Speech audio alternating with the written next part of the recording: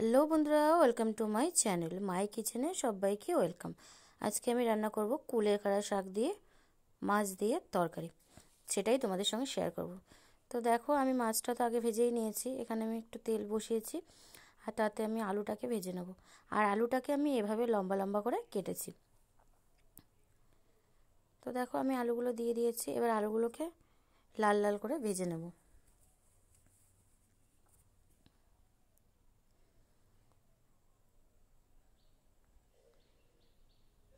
আর এরকম কুলের খাড়া শাক দিয়ে মাছ দিয়ে কেউ কখনো খেয়েছো কি না অবশ্যই আমাকে কমেন্ট করে জানাবে।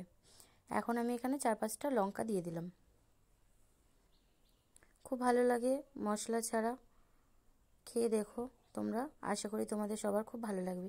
এবার আমি দিয়ে দেবো নুন আর হলুদ, দিয়ে একটু ভালো করে মিশিয়ে নিয়ে, আর এটাতে কিন্তু এখন আমি কোনো ফোড়ন দিইনি, আমি পরে দেব। এবার এটাতে আমি দিয়ে দেব পরিমাণ মতন জল। এটা খুব বেশি ঝোল হবে না, একদম শুকনো হবে না, তো আমি সেইভাবেই জলটা দিলাম। আর আমি বলবো তোমরা একবার ট্রাই করে দেখো, কেউ কখনো কুলেখাড়া শাক দিয়ে মাছ দিয়ে খেয়েছো কি না।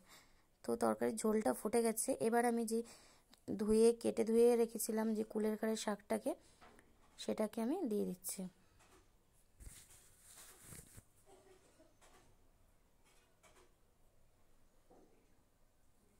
এবার এটাকে খুব ভালো করে মিশিয়ে দিয়ে আমি কিছুক্ষণ রেখে দেব, যাতে শাকটা আর আলুটা দুটোই সেদ্ধ হয়ে যায়।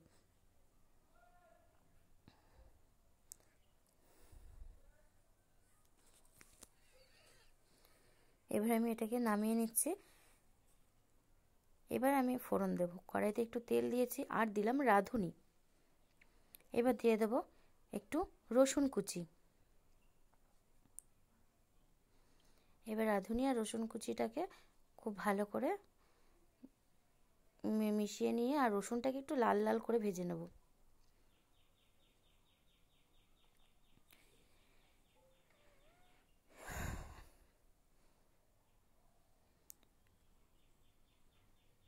আর অবশ্যই আমার ভিডিওগুলো যদি তোমাদের ভালো লাগে তাহলে লাইক, কমেন্ট আর আমার চ্যানেলটাকে তোমরা সাবস্ক্রাইব করে দিয়ে আমার পাশে থাকবে। তো দেখো, ভাজা হয়ে গেছে। এবার আমি এর মধ্যে তরকারিটাকে ঢেলে দেব। তরকারিটা দিয়ে দিলাম। এবার এটাকে খুব ভালো করে একটু মিশিয়ে দেব।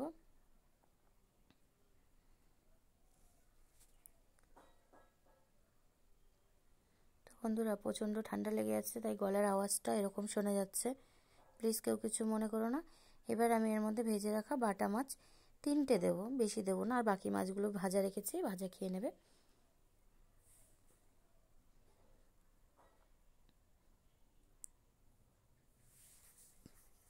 তো এটা একটু ভালো করে মাছটার সঙ্গে মিশিয়ে দিচ্ছে, দিয়ে তোমাদেরকে আমি আবার নামিয়ে নিয়ে তারপরে তোমাদের দেখাচ্ছি।